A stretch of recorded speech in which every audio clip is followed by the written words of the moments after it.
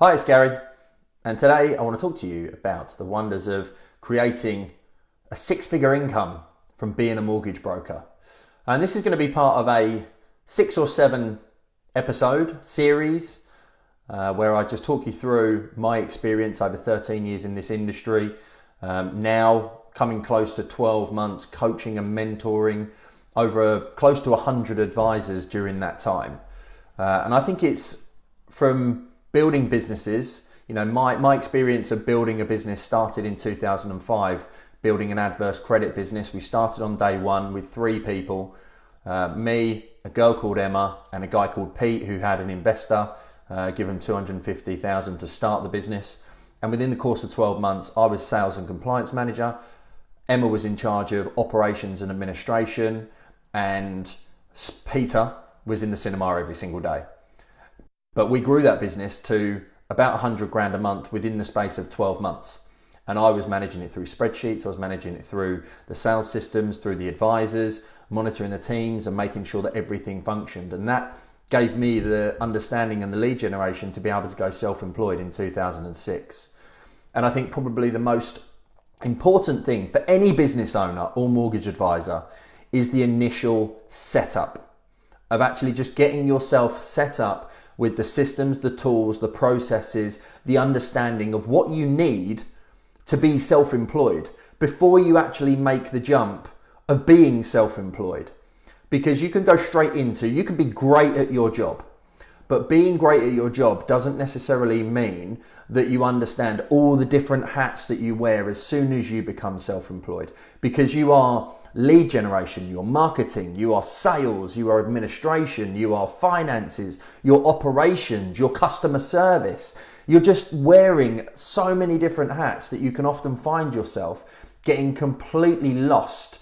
And actually you end up spending more time on the administration than actually creating an income for yourself. And I think one of the most important things that anybody starting in business can do is to get an understanding of the foundations, because that setup and that foundation sets you up for success in the future. And some of the key things that I think are important within setting up your self-employed business, number one is always going to be your mindset. Everything starts with mindset.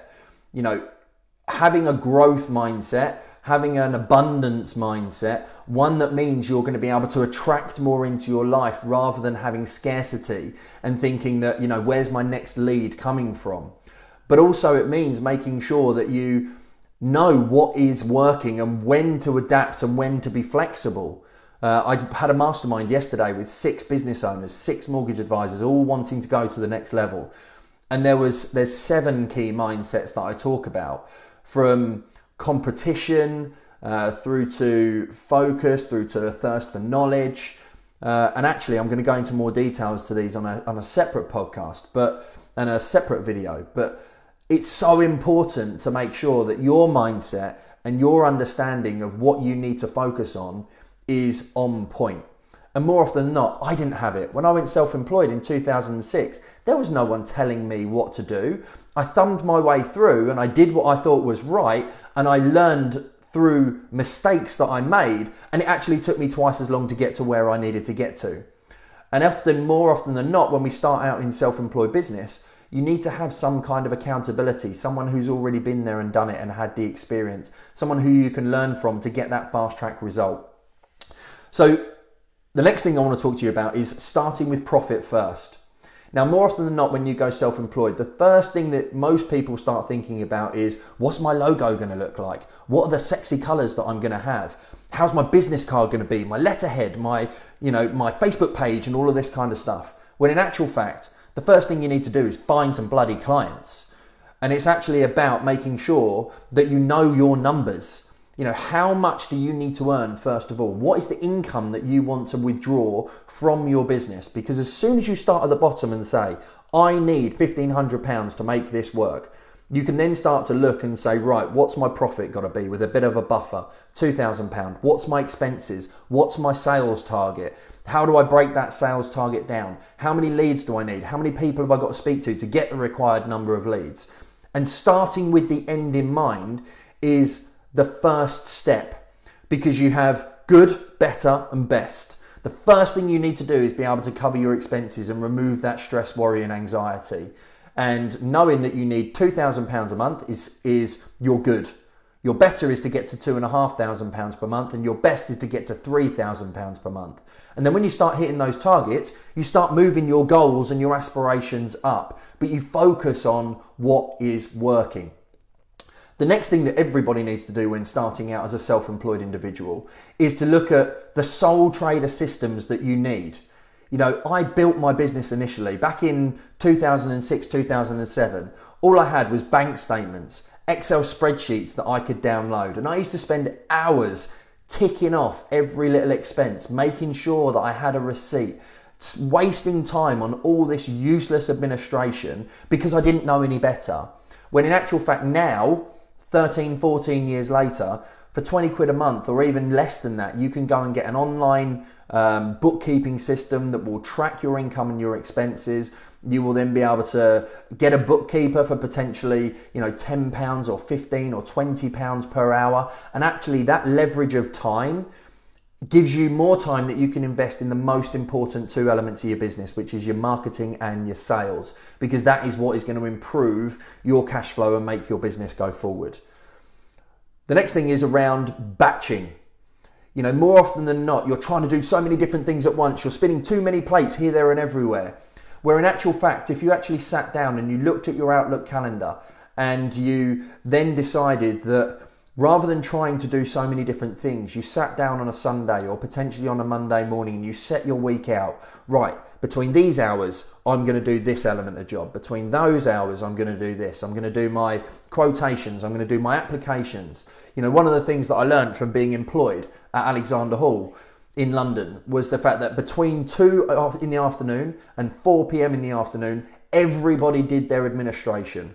Everybody made sure that in that dead time, it's slow after lunch. It's before the kids are it's while the kids are kind of being picked up from school, before families are starting to get home, before you want to start making some evening calls. Now I create content all in the morning. I do this video in the morning because I've got way more energy than I would have at perhaps 6 or 7 o'clock this evening. So batching your tasks makes you more efficient. If I'm doing videos with Jack pre-recorded in the office, I'll do 5 or 6 in one go because I can write the headlines and I can create the content. It's then about creating those routines and those habits. What's going to be most effective to you? Doing the most efficient tasks at the right time. Speaking to people to do sales calls, if you're not an evening person, is the worst thing to do. Any sales calls, any marketing, any lead generation, any income generating tasks and activities should be done in your most high energy time. It's then about those routines and those habits and being consistent and sticking to the rules that you set yourself. The next thing is about under-promising and over-delivering. I have always banged this drum to my team that was employed during One Trust Mortgages, my team that I had from 2009 to 2015. Do not under-promise, over-deliver. Every single time. The best thing that you can do is to make sure that you don't promise to your clients and then you don't keep that promise, because it goes against your brand values, it goes against your vision, it stops you from being able to get to the results that you want to get to. So actually having that foundation, making it a culture, understanding that when you take on an administrator, you need to make sure that your administrator buys into everything that you expect them to do. And that's where, when you start out in your business, understanding the setup of everything, the immediate thing that you should do from day one is you're going to go through 3 months of, learning certain things, setting yourself up, and you probably won't have some systems and processes right. But you need to keep a note of everything that you do that isn't income generating. So therefore, when you want to recruit a PA, a VA, have your phone answered, have someone upload the documents to the lender, help you with chasing clients to get documents back, speaking to the solicitors, doing all of that stuff, you can then start to leverage that out to somebody else. And there's a method that you can follow that's worked for me time and time again, that's going to enable you to actually save more time and create more time rather than spending hours on training that individual, which everybody has the perception that training somebody can sap your energy and sap your time. There is probably one day where you go through systems, processes, call answering, the infrastructure of what to do. And then after that one day, it will literally save you so much time and energy. The final thing that I want to talk to you about within the setup phase of any kind of business is understanding your process. You need to, from day one, have a robust process that, yes, it might titivate and change and tweak and everything else, but you control your clients. Your clients are coming to you because you are an expert in what you do. Even if you are new to the job, understanding the sales process is what's going to take you from doing 10 grand a month to 20 grand a month. It's what's going to take you from doing 1 grand a month to 5 grand a month. It doesn't matter where you are. I'm speaking to people who have potentially got 5 or 6 people on their team, advisors, and then 3 or 4 people, administrators. So they've almost got teams of 10, and their process is just not robust enough. The systems don't do enough to make that process efficient, to give the best customer service. They don't have automation in place where emails and text messages and everything is just making it consistent within what you are trying to do. Because if you expect somebody else to do what you are doing, you need to have a process that they can follow.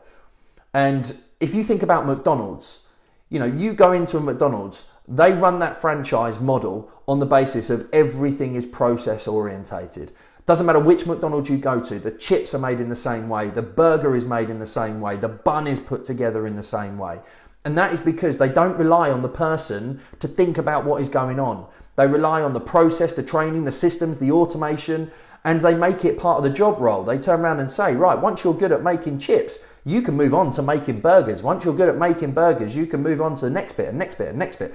By the way, I've never worked in a McDonald's, so but I know that's the process because somebody who I know very well was in McDonald's head office as part of the infrastructure, and I've sat down and I've talked to her about making sure that my processes and my systems and automations in Active Mortgage are the most robust that they can be. So understanding the sales process is what's going to help you to give the best level of service, to batch correctly, to create the routine, it's going to make your mindset stronger because you're not going to be taken off of your path to get to the results that you want to get to. And ultimately, the whole point of that step number 1, the foundation, is all about having the right setup to be able to take you from where you are now to that next level. And once you have the setup correct, it's then just about adding the building blocks, which I'm going to talk to you about on the next video, on the next videos and podcasts, so that you can go to that next level. So I hope that's been useful for you in some way, shape or form. I hope it's given you something to think about. If you have any questions in relation to what you need to look at, how you're going to set yourself up. The one thing that I haven't spoken to you about today is I'm speaking to lots of my mentees about the fact that they need administrators. And once you start to build a pipeline of 3 months and you get a consistent income, what you need to fast realize is you're working constantly 3 months behind. So if you've written, let's say for example, £1,000 a week for 3 months, what's then going to happen is that income is going to be consistent for the next 3 months, because you know that when you submit a mortgage application, that it takes 3 months in which for that mortgage application to complete. Then you're going to have the life insurance go on risk. Then you're going to be speaking to the same clients. And it's why I'm so focused on making sure that my sales target at the top is hit every single week. Because when you get to say month number 3 and you take your administrator on, you've got 3 months worth of pipeline coming through that's going to support that administrator. So immediately you should find by the end of month number 4, the increase in sales that you are going to have is going to be able to take you forward. And by month number 6, you're going to be getting 4 times the return from the cost of the administrator that you've had. So more often than not, the biggest mistake that happens with a lot of self-employed individuals is they get to the point of £2,000 and covering their expenses every single month. Happy days. They then push to get to the £3,000. But rather than investing that £1,000 in administration, they start to have a little bit of a scarcity mindset. Whereas actually you need to take the next step, that little jump.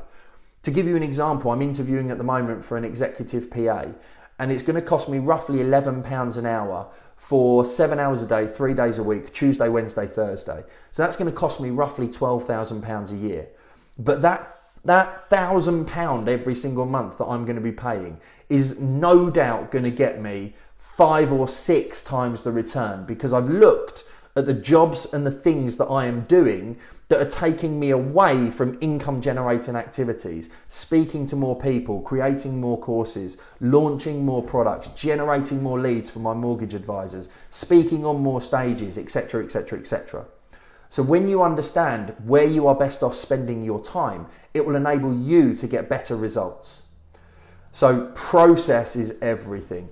Routines, habits, batching tasks, making sure that you've got the right sole trader systems in place so that you don't spend time like I did doing Excel spreadsheets and wasting time and not being most effective. Because the other thing you need to do within your setup is, if you're looking at £2,000 being your monthly income and you are spending 50 hours per week, roughly that's going to be £10 per hour. If you can get somebody else to do a job for you for £8 per hour, you are better off. And as you start to increase your sales, you need to assess what your hourly rate is, because then that gives you an indication of the jobs that you should leverage out to somebody else. So there's so much that goes into this setup. And I'm going to be sharing more information with you on the next 5 or 6 videos in this series to help you go from 0 to 250,000 with one administrator. I've done it multiple times. I'm going to show you how you can do it too. And what I'm going to be doing is I'm going to be running a masterclass in the not too distant future around this. So if any of this information is interesting to you and you want to come on that masterclass to take yourself to there, then you can let me know. It's going to be a great 2-day course, but there's going to be more information coming on that in the not too distant future. So thanks very much for tuning in. Have a fantastic day. And remember, now is the time to become pro.